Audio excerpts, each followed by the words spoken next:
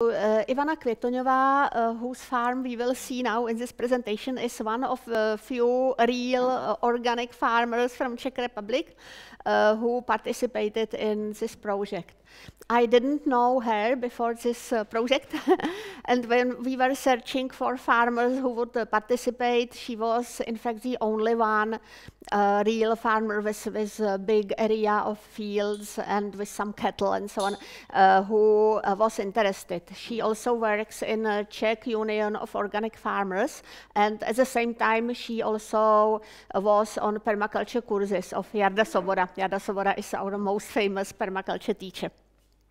So she was really a good choice, and I was happy that she was at the excursions.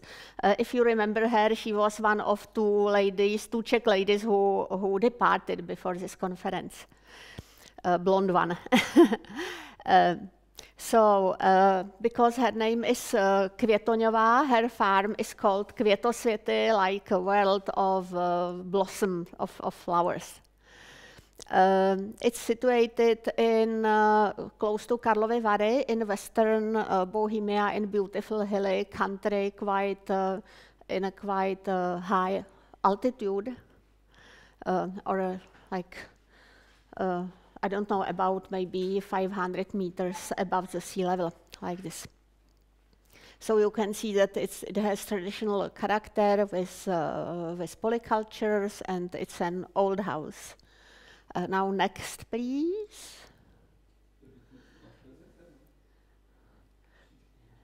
Aha, já nemám to. I haven't got this device for. Aha, thank you. Yeah. To musím zapnout. Jo? Aha. Oh, yes. Very, very good. So she made this presentation. I personally never was on his farm. I just translated her text because she can't speak English. So she lives in this village for 26-7 years. With her husband, they have 38 hectares of land. Yes, it's plateau. It's not hilly terrain. It's a plateau, but it has 650 meters above sea level, which is quite a lot. It's quite cold. Yes, and most of their estate are permanent grasslands, which is very typical for Czech organic farming, because it's simply more easy to have grasslands than to have arable land in organic regime. But they also, we have some hectares of arable land, I don't know how many hectares, but they also grow cereals, fodder plants, and 2 hectares of, in fact, orchards and ponds, which she tries to develop, because it's also a permaculture thing to develop extensive orchards and ponds. Ivana's husband cares more of the arable land and the cattle, and they have some interesting breed of cattle, of cows, which is not very well visible, but it's a Japanese meat breed. It's the easiest way how to manage these grasslands, that you keep their meat cows, meat cattle. And especially the males go, after 1 year, they go to meat. They go to butcher and to meat. And it's not very demanding for care of them. And they crossed partially these Japanese with aberdeen angus, which is probably also very hardy, and it can stay outdoors all the time.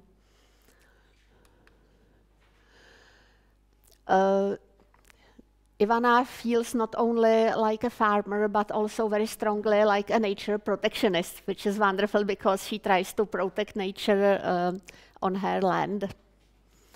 While her husband is keeping cattle, she is keeping horses.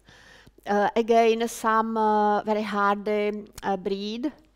Wales, full bloods, crossed probably with Czech domestic horses. And there is some kind of communication with horses, because they can very well, they can feel your mood and you can really communicate with them. It's called horsemanship. Yes, and she really ardently believes in improving the conditions of all the live beings on her land.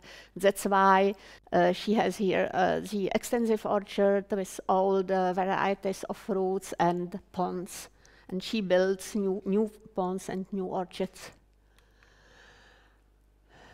And it's not all, as if she is not busy enough. She is an administrator of Czech Union of Organic Farmers in the regional center heart of Bohemia.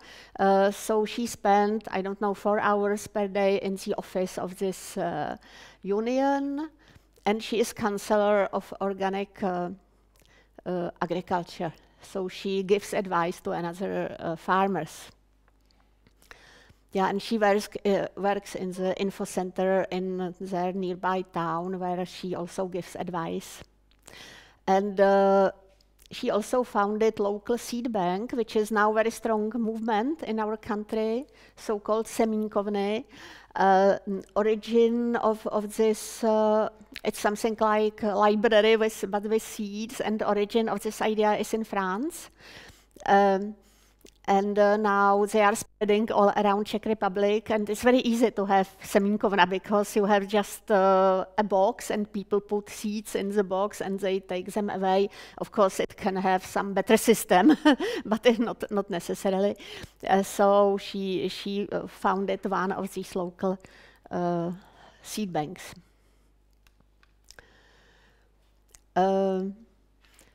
About 7 years ago, she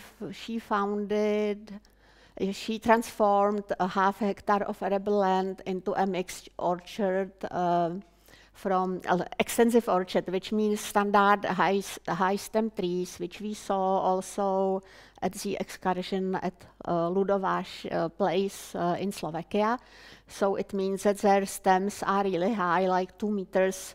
It's possible to keep cattle under them, so cattle doesn't damage the trees. And old varieties are preferred for these orchards, because they are not demanding to care. And also she planted there like trees from our wilderness, especially poplars, because they grow very quickly, in combination with oaks, who are growing slowly, and they need protection of other trees. Beeches and limes, which are also very typical trees from our countryside. Yeah, and besides of that, 100 shrubs. And the orchard is fenced against ungulates, against the deers. Then they also planted a list of trees. It's also a nice traditional element of our countryside to have a list which line the roads.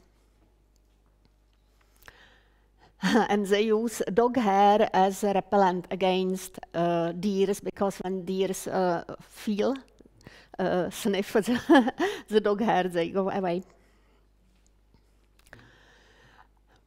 7 years ago, she started to plan construction of the ponds, and she got subsidy, 100% subsidy from our Ministry of Environment. And 4 years ago, she realized this. So there is an excavator, and there are shown the ponds when they were new.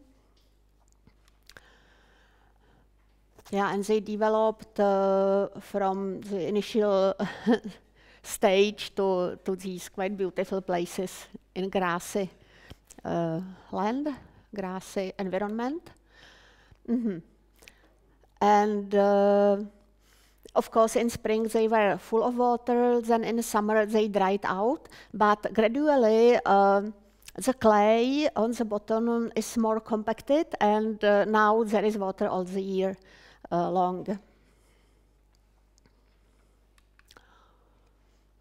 It's orchard with ponds now. This year it makes really nice piece of landscape which she created. It's interesting her experience from this orchard. Here is how many trees she planted, like 49 standard trees and so on, but she lost 27 pieces, and this is analyzes why it happened. So there is a strong wind, so it's really good to plant also windbreaks. Rodents, too wet and too dry weather, because of course the trees die when they don't have air and also when they don't have water, so it's necessary to balance it. Game animals, they destroy them. Bad support poles and too heavy fruits, so it's necessary also to maintain the fruits in such a state that they don't weight much. So that is her lesson from this. You should have windbreakers, shallow holes for planting, because traditionally the holes for planting were very deep, but it's not so necessary. It's better to do them shallow and to have more place for the roots, for the side roots. Not to plant above the land level, because you have this water table, this subterranean water, and it's dropping. So the trees would have difficulties to reach to the water. Otherwise, if you have high level of water tables, then it's on the opposite. It's good to plant on elevated piles of soil. Supported poles must be tall and minimally 3 to each tree.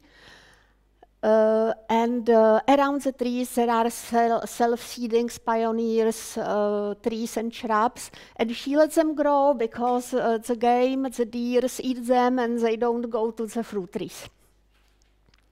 Fences. Reduction of the fruits because of their weight. And helpers, she means like animals from wild nature. Our hopes, thanks to our association Under the Roof, an abandoned pilgrimage spot, Skoky u Žlutic. It's you see, it's a church which is dilapidated, and people went there, like religious people went there regularly. Now it's raising from the ashes, so it's such a spiritual center of this area. And I believe that in whole our beautiful Karlovy Vary area, people will gradually develop an awareness and zest for continuing in the traditions, like enthusiasm like Ivana has. So she also invites you to Western Bohemia. You can visit her. I believe her contact, if it will not be here, her contact will certainly be in the list of participants of this project. Yes, the contact is here, Kvetonova.sedlo, point sedlo, seznam.cz. So it was a first presentation, and I suspected that it will be short. So now we can continue with the other presentation, because I realized that it would be maybe good to tell something more general about Czech agriculture and Czech organic agriculture. Dobře, so now we can discuss these doings of Ivana Květoňová. If you have some comments or questions, I can try to answer them.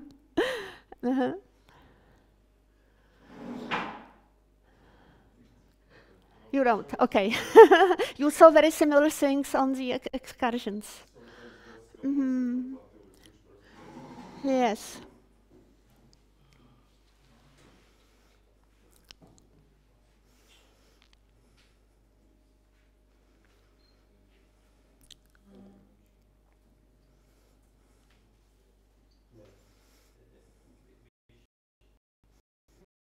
Yes, I apologize that the pictures will probably not be very beautiful.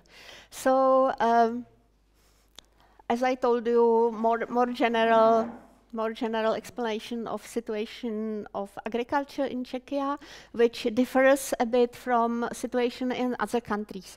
Because when Pavlo Adamov created this project, he wrote that in all Visegrad countries there is plenty of small farmers. It is not true for Czech Republic. I didn't correct it, but it's really not true. So. Yeah, so the relation of conventional and organic farming in Czechia. Here you can see how much of agriculturally managed land we have. It's 54% of area of the whole republic. So one inhabitant has something below half of hectare. And from that is 0.3 hectares of arable land, which is average. And now, now I can't see what is here written. Can't we somehow? I can't remember. Never mind, we shall continue. Yeah. Now, specificities of Czech agriculture. We have a really lot of huge companies, corporation, but the France is still like worse. There is still more of them, which is probably not good because, of course, they tend to manage the soil in a conventional way. Not necessarily, they can also be organic, but usually they are not. And what is important, high ratio of rented land. No other country has such a high ratio of rented land, 90%, which is of course bad, because when you don't have your own land, you don't care of it. You just are exploiting it. And the reason is that after the end of communism, this land of kolkhozes, of cooperations, was returned to the original owners, but most of people, of course, didn't want to start to farming at all, so they just rented their land to anybody. Yes, and dominance of large businesses, which I said already maybe, but it's very different from the rest of European Union. For example, in Poland or in Austria, there is plenty of small farmers, which is of course much better. So I don't know about Hungary, Ukraine, so maybe we can discuss it. So organic farming is quite growing. I think it's a good thing because when we try to discuss here the relation of organic and permaculture farming, several people told me that perhaps we can't have all agriculture soil managed in a permaculture way, because permaculture, it means mainly edible forests, orchards. So we, in this case, our food would be based on nuts, fruits, some salads maybe, and animal products. And we wouldn't have much grains, for example, which is, we are not used to it. So probably some combination of organic farming and permaculture farming would be quite fine. That's why I think that we should also discuss this, maybe this relation. Yeah, so good thing is that consumption of organic food grew quite considerably in the last years. But the ratio of organic food is still under 1%, which is not much. So it's growing, but it should be much more. Yeah, and this is the sign of products of organic farming in Czech Republic. It means certified organic products. We have about, I don't know, several thousand of organic farmers who have their own union, which tries to protect their interests. It works from 2000, and we have map of its members, which is called where to buy organic food, so customers can find their own farmer. And it is Campro Bio, which means where to go for organic. They have so-called bioacademy. They are educating farmers and public, and they do some promo activities like contest Czech organic food of the year, which is best, most attractive, and so on. Yeah, and then there is an interesting phenomenon that our farmers are quite conservative, and they were very long time they were dependent on supermarkets and on big chains of big companies which bought their goods, and then they sell it much. For much more money. So most of the profit had these distributors. And only about, I don't know, 5 years ago, it changed. And now there is a trend of farmers markets in almost in every town and city in Czech Republic, in every quarter of Prague, which is nice because the municipalities usually support these markets. There is plenty of stands, and the farmers rent the stands, and they can sell directly their products. Yeah. And interesting thing is that our farmers are so conservative that they didn't start this project themselves, but it was work of one journalist, Hanna Michopoulou. And she was interested in good food. She wrote about good food, about recipes, and so on. She wrote cookbooks. And she decided that she will spend 2 or 3 years of her life by starting this movement of farmers markets, and she was successful. It's really trendy now, and it's strongly aimed at city people, urban people, more educated and more rich maybe, which are called lohas, like life of health and sustainability. It's also such a trend in lifestyle. Tak. That's all. Yeah, so I think this is quite interesting topic. So because I wanted to ask also about the other countries, how it is with organic farming and with farmers markets and such things. So I would be happy if we can discuss this. Thank you for the presentation. Uh-huh. Somebody's question I have.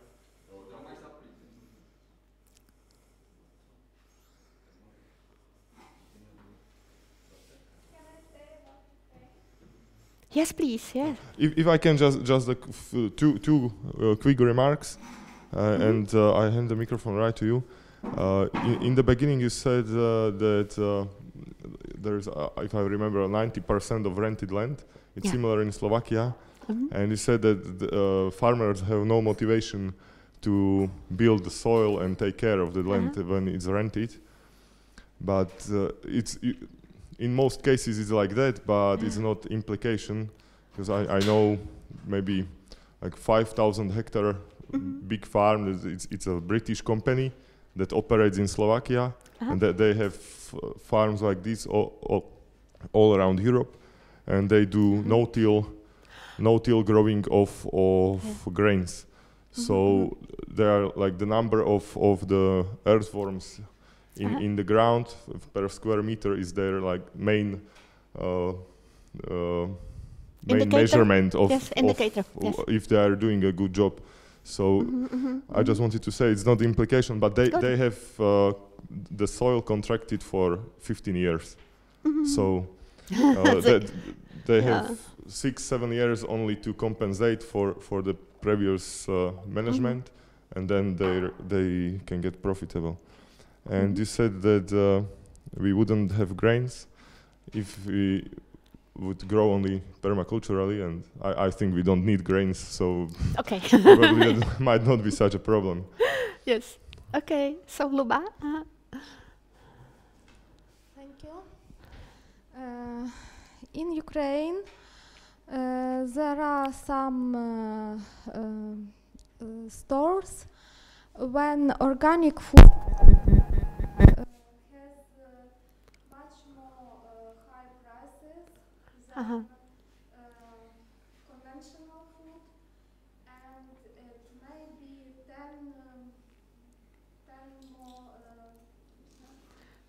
10 times higher. Ooh, it's terribly much. For example, I can see this picture in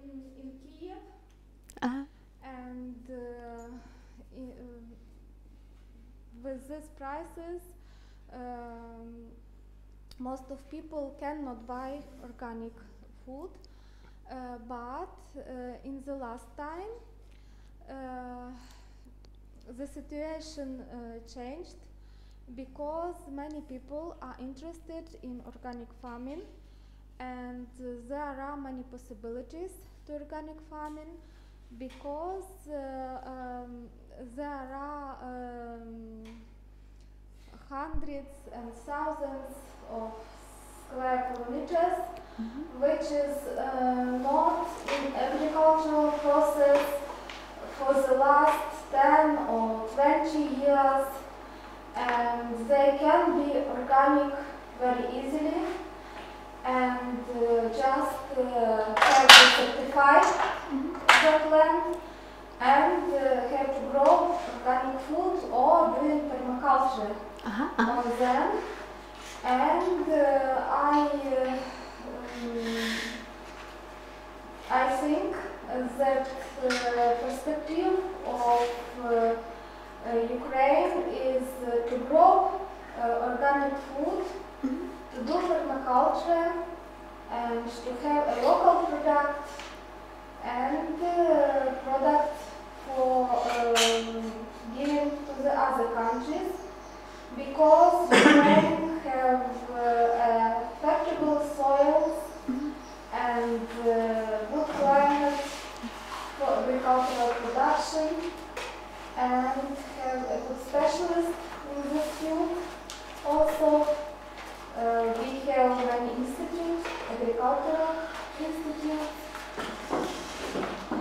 and I think it will be a good perspective in Ukraine. Thank you. Yeah. In our country, I think the organic food is typically only 50% more expensive, or so it's really affordable. Yeah. So maybe only 5.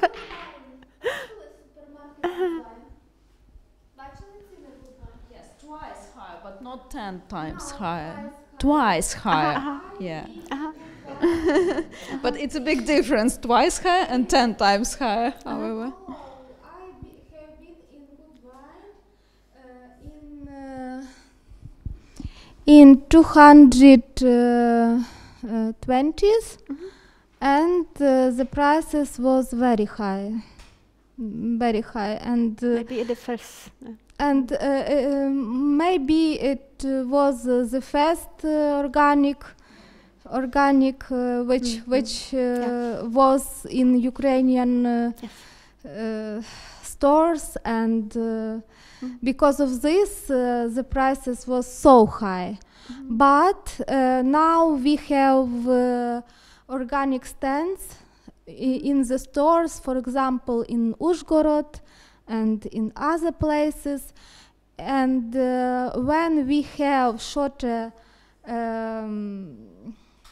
way from production to the customer, we have low prices. Yes. Thank you. I would like to add to this topic that the price is in this system, price is usually made by demand versus offer. So when the demand is bigger, then the price should go lower. We had like two weekends ago, we had a discussion with Jaman Tree, which sadly couldn't come here, about permaculture and activism, and he was speaking about the prices of organic food everywhere. He said, like in Australia, it was like first the organic products were maybe 15% more expensive, but in a couple of years it was 20%, and in a couple of years it's the same price, and you can get organic milk cheaper in Australia than the conventional milk because it's cheaper to produce it. So there is consideration that if we know that organic food, if it's certified or it is not certified, whatever, But if the organic food is better and it's helping the environment, then we should maybe, you know, save money from not buying some stupid shit we buy all the time, and buy the more expensive food and help lower the price of that food. Yes, that's true. Yes. Okay, are there any other questions or any comments? other remarks? Yes, other countries also. Do you have some experience in Hungary? And Not really about the structure. So in Hungary we have,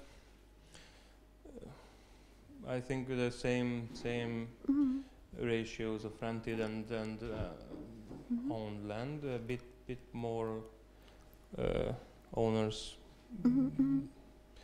I think in my area we have, in my town we have like 30 farmers for about 9,000 hectares, and 4 big ones, and the other ones are around 10 and 30 hectares, I think.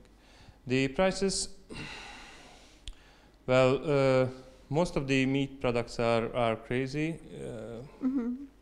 in organic. Private farmers or farmers with their own land during the communism, but I think in Poland it's positive. But what about Hungary?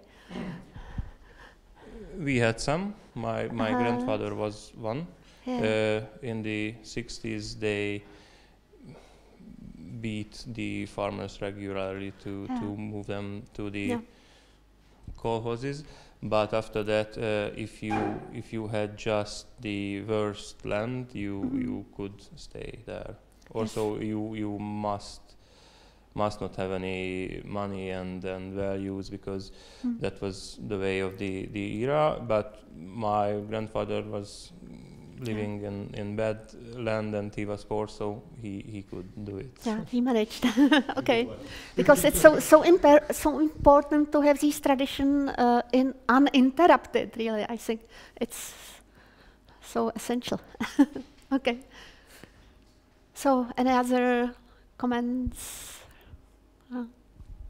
If not, we can. Okay, thank you very much. Thank you. Yeah, thank you.